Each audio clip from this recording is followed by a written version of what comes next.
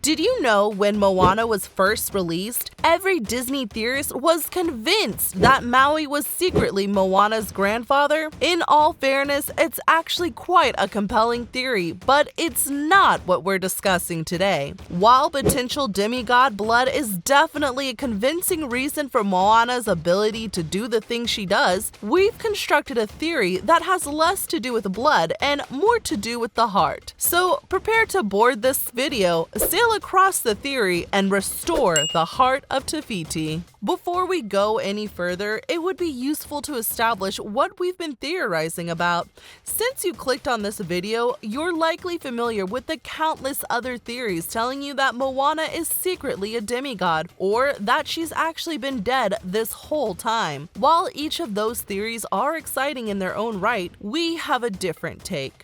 The incredible feats that Moana achieves throughout her journey, from boarding her boat, sailing across the ocean, and restoring the heart of Fiti, to leaping into the realm of monsters and living to tell the tale, have less to do with her bloodline and more to do with the rock. Not the rock, more of a stone really. A little palm-sized glowing green stone that Moana carries with her from the moment her journey begins. That's right, in this theory, we're going to unpack exactly why we think that not only did Moana not have any magical powers or ancestry, but how the heart of Fiti made her immortal, temporarily at least. The heart of Fiti. First of all, what even is the heart of Fiti? Simply put, the heart is an ancient gem that belongs to the mother island, Fiti. It's housed at the center of the island where her heart would be, and is the source of her power to create life. The origins of the heart and Fiti herself remain unexplored beyond stating that she emerged from the ocean once long ago.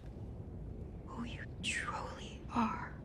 We can't really explore the Polynesian origins either, as she was an original character thought up for the film, but we do learn that it was believed that possessing the heart of Fiti would grant them the great power of creation. Considering Fiti is implied to have created most life within the universe of Moana, we can see why that would be a coveted power. We can glean more from the scene where Maui removes the heart from Fiti. The moment it's dislodged, its lush green surroundings go dark and begin to crumble as though sucked dry of any semblance of life. Proximity to the heart was sustaining the life around it, and when Maui grabbed it and flew away, that life force began to drain away, leaving its surroundings to fade back to what presumably had been before. Maui doesn't have the heart for long though, seeing as he's more concerned with fleeing the rapidly collapsing island than exploring his newly acquired treasure. He's quickly faced with Taka, and by the end of that confrontation, neither is in possession of the heart.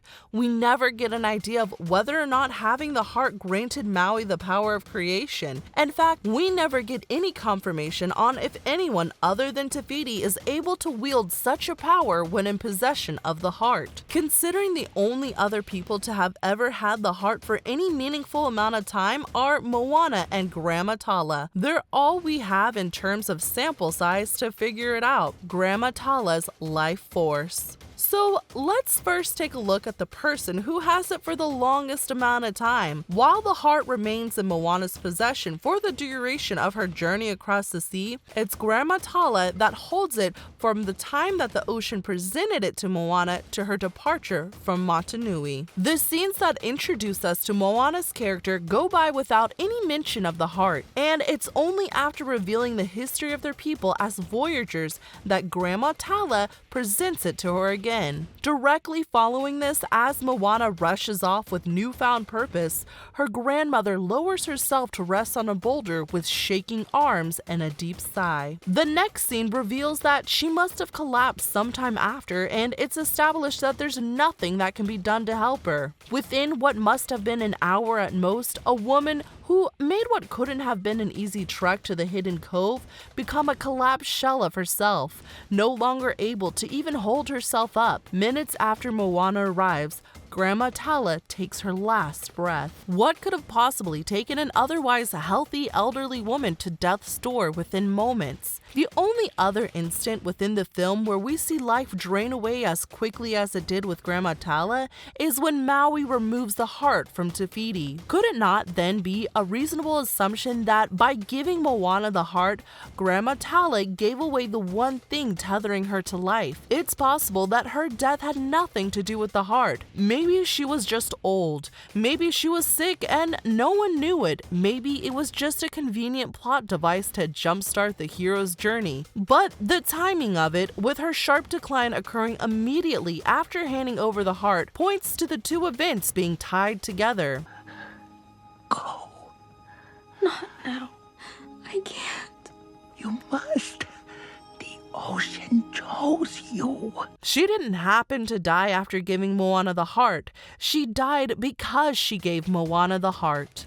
Now, we're not implying that simply letting go of the heart of Te Fiti after having held it for any amount of time will kill you. Maui held the heart and lost it and was very much alive, but maybe you're chalking that up to him being a demigod. Well, Moana herself is separated from the heart a number of times throughout her journey. She drops it, Maui throws it away, Heihei eats it. The point is, Moana, Maui, and even Heihei remain unscathed after letting go of the heart. Moana is even able to return it to Te Fiti without facing any adverse effects. So, what gives? Well, Grandma Tala was old. Her husband, presumably a similar age to her, seemed to have long since passed on. She clearly had some mobility issues given the cane we see her with. So it's reasonable to assume that she was just old and dying anyway. Having the heart on her was just sustaining her life further. So when she gave away the heart, she just succumbed to her old age and any latent illness that she may have had.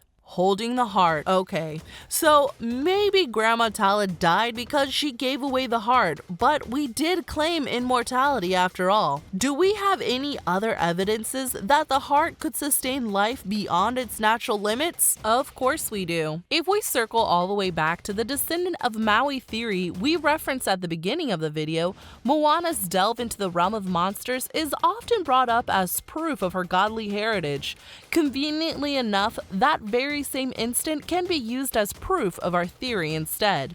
The gist is simple. Moana had the heart when she entered Lalotai, despite the fact that Lalotai is known as the realm of monsters or the underworld. In a deleted scene, Maui even says that Lalotai is where monsters go after they've been killed. Ergo, it's a form of the afterlife. Humans don't generally go to the afterlife. People don't typically remain alive in the afterlife. Yet, Moana not only makes the impossible dive into the depths of Lolotai, but she emerges from the experience once again unscathed and very much alive. The only other person we see do this, Maui, a demigod who has lived for 1,000 years. One might then consider someone who was able to match his feats immortal as well. But we hear you saying Moana doesn't remain unscathed throughout the movie. In fact, we see her get injured quite early on when she first tries to go outside the reef. She hurts her leg and even Grandma Tala acknowledges it. Well,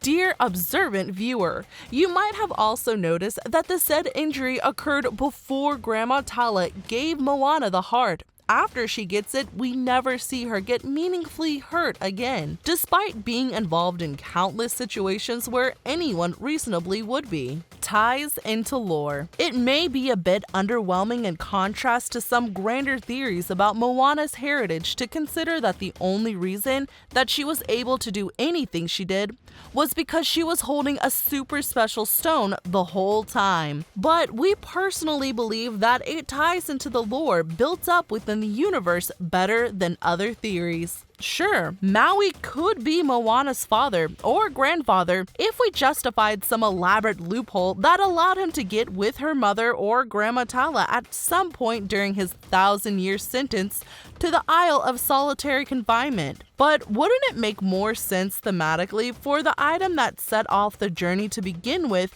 to be what allowed everything to happen? That the real driving force of the plot isn't so out there at all. It's inside it, right inside inside its heart. To neatly tie off any loose ends, it should be established that Moana likely lost any form of immortality granted by the heart once she returned it to Fiti. The great power to create life itself quite obviously returned to Fiti, so there's no reason to think Moana would be able to survive another bout of perilous adventures throughout the afterlife. However, considering that she's now curried favored with a demigod and also with the literal mother of all life, we doubt that anything bad is ever going to befall Moana anyway. Be sure to let us know whether you believe that the heart of Te Fiti had anything to do with Moana's remarkable ability to stay alive in the comments below. And we'll see ya in the next one. I could watch that all day.